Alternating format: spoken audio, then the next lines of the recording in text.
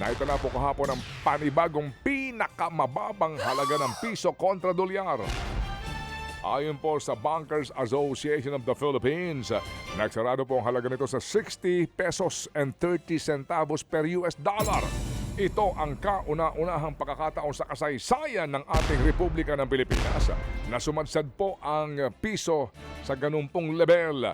Nalagpasan nito ang naunang all-time low na 60 pesos and noong po March 31 at ayon sa mga ekonomista, ito epekto pa rin ng patuloy na gulo diyan sa gitnang silangan. Nagrereklamo naman po ang ilang consumer sa mataas na singil ng kuryente ng Meralco. Ayon sa mga residente, hindi tugma ang bill sa aktual na konsumo ng kanilang kuryente. Nakapaloob sa bill ang iba't ibang singil katulad po ng VAT, taxes at iba pang charges. May dagdag din na singil para sa systems loss at universal charges. Ayon sa isang grupo, posibleng bumaba ng halos 30% ang kanilang bill kung tatanggalin ang ilang sinisingil. Sinabi naman ng Meralco na aprobado ng Energy Regulatory Commission ang lahat ng sinisingil.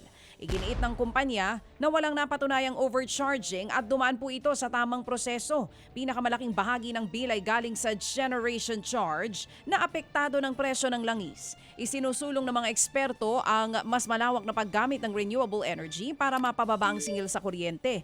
Ipinagtanggol naman po ng Energy Regulatory Commission o ERC ang mga dagdag na singil sa kuryente. Ayon sa ERC, sumusunod sa batas at pulisiya ang mga charges sa bill ng Meralco. Sinabi ng ERC na mga singil na ito ay nakabatay sa mga umiiral na batas ng bansa. Posible daw magkaroon ng rotational brownout sa ilang mga lugar sa bansa. Ayon po mismo sa National Power Corporation, kulang ang supply ng diesel sa ilang mga planta ng kuryente. Apektado po ang mga liblib at off-grid na mga komunidad na umaasa nga po sa diesel generators. Sinabi po ng NAPOCOR na nahihirapan ang mga planta dahil nga sa mataas na presyo po ng langis.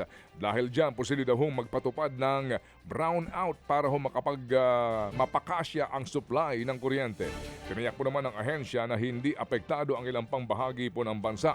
Patuloy pong pagmamonitor ng sitwasyon para maiwasan ang mas malawak na aberya sa kuryente. Yung mga off-grid, gaya po dyan sa Mindoro, yan ha. Yung pong ang source ho mga power plants, mga barge na kumukonsumo po ng diesel o bunker fuel para po sa kanila pong supply ng kuryente. Yan po ang apektado, pati ho Masbate. Yan po yung mga lugar na apektado. Samantala, bumagsak po ang mga stock market habang tumaas ang presyo ng langis sa pandaigdigang merkado. Umabot sa lampas $110 ang kada bariles ng langis dahil po yan sa patuloy na sigalot ng Iran at ng Amerika. Naantala ang supply ng langis dahil sa limitadong pagdaan sa Strait of Hormuz. Samantala, bumaba pong mga stock index sa Amerika at Europa dahil sa pangamba ng mga investor.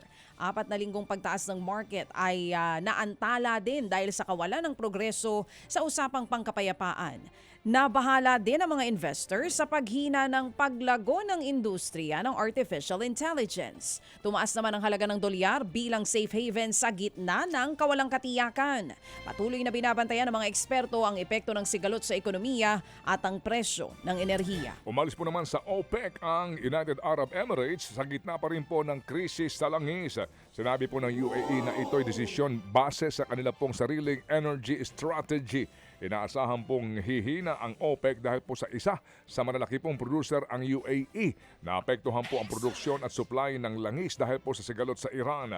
Limitado pa rin po ang pagdaan nga ng mga oil tankers sa Strait of Hormuz.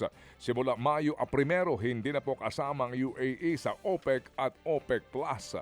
Ayon sa mga eksperto, posibleng makakuha po ng mas malaking market share ang UAE. Sinabi rin po na maaaring makatulong ito sa pagbaba ng presyo ng langis sa hinaharap kung magiging maayos ng produksyon at distribusyon ng langis na manggagaling dyan sa UAE. Mga kapatid, para sa iba pang mga balita at impormasyon, sundan niyo po kami sa X, Instagram, Facebook at syempre sa TikTok, True Network PH. Mag-subscribe din po kayo sa aming YouTube channel, True Network. May website din po tayo, truenetwork.ph, at pwede nyo rin po kaming mapanood sa Channel 19 ng aming True FM TV. Lagi pa rin makinig sa radyo dito po sa 105.9 True FM dahil dito, lagi true sa'yo, kapatid. Ito tayo sa totoo, tunay at tapat.